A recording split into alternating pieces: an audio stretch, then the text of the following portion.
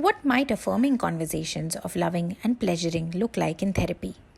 In this video, Yashna Vishwanathan, a counselor and mental health worker, both asks and answers this question, listing out some of the things a counselor can do to build an affirmative therapy space that encourages young people with disabilities to talk about love and pleasure. In a world that has structures built in to keep people with disabilities out of love and pleasure conversations, women with disabilities seldom find spaces that affirm their ways of love, their bodies as storehouses of joy and pleasure, or affirm their secret desire to kiss this person that they find attractive. How do we then discourage therapy practices of social control where seeking love, pleasure, agency of choice, dignity, all of it is invisibilized and erased? Are we only holding spaces for disability struggles, but are we not accountable to change conversations about disabled lives with communities around them? What might affirming conversations of loving and pleasuring look like in therapy? Number one, the disability community holds in itself multitudes of stories and experiences that make their lives whole. Ask into little moments when they have felt joy in their bodies. What part of their body flutters, feels warm and tingly when this joy and pleasure comes along? It could be about joys of dressing up, putting makeup on and clicking selfies, touching yourself in erotic, non erotic ways, or being hugged, dancing, snuggling to a pet. Number two, how do we enable thick descriptions and be witnesses to experiences of love for women with disabilities? One of the important and simple ways to do that is to be affirming of their feelings, desires, hopes.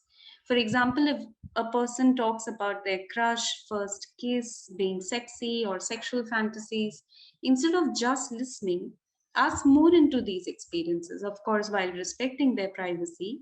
Questions like, can you tell me more about this person you have a crush on? What does being sexy mean to you? Your genuine curiosity, you being a witness to these stories, will affirm the belief that disabled lives have all the space for loving and pleasuring. Third, it's important to center that communicating is crucial to any relationship. Women with disabilities may often not communicate their needs or ask for support because the internalized ableism tells them that they are being too much.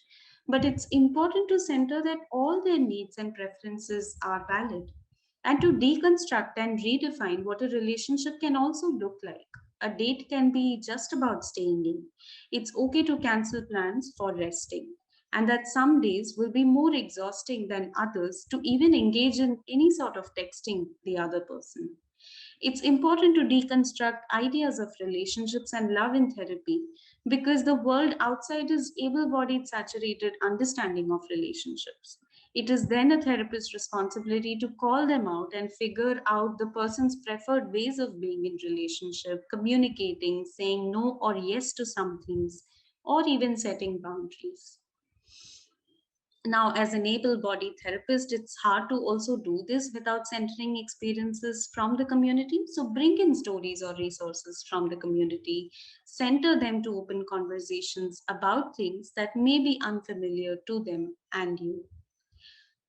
Also, acknowledge and hold space for heartbreaks, loss, and grief for the person as you would want for yourself.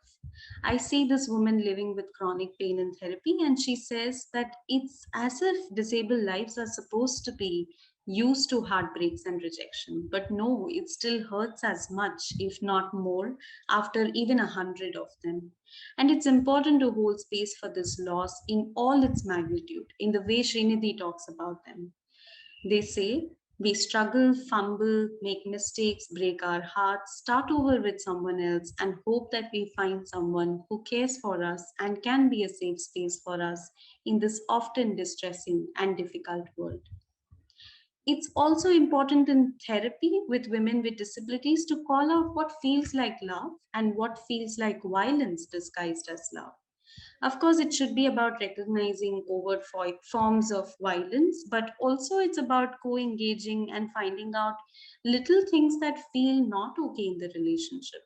When I asked this woman I was working with, what is love to you and what love is not to you? She said, love is about asking and encouraging, not about imposing and not hearing me out.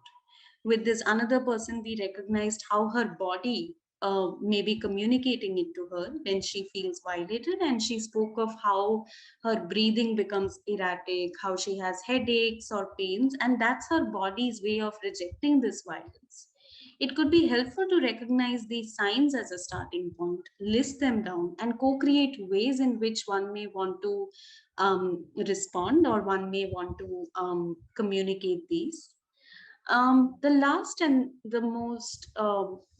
and also a very important point about the way I think about caregivers in my work with women with disabilities, in my conversations with them about love and pleasuring in disabled lives. I approach them from a space of advocacy, but also with a gentle invitation to talk about some of the dominant ideas that they may hold. Like in their conversation, Parul and Gopika speak about these experiences as milestone and something to be acknowledged and internalized, which is a journey in itself, but therapy can be a space of influence to do that.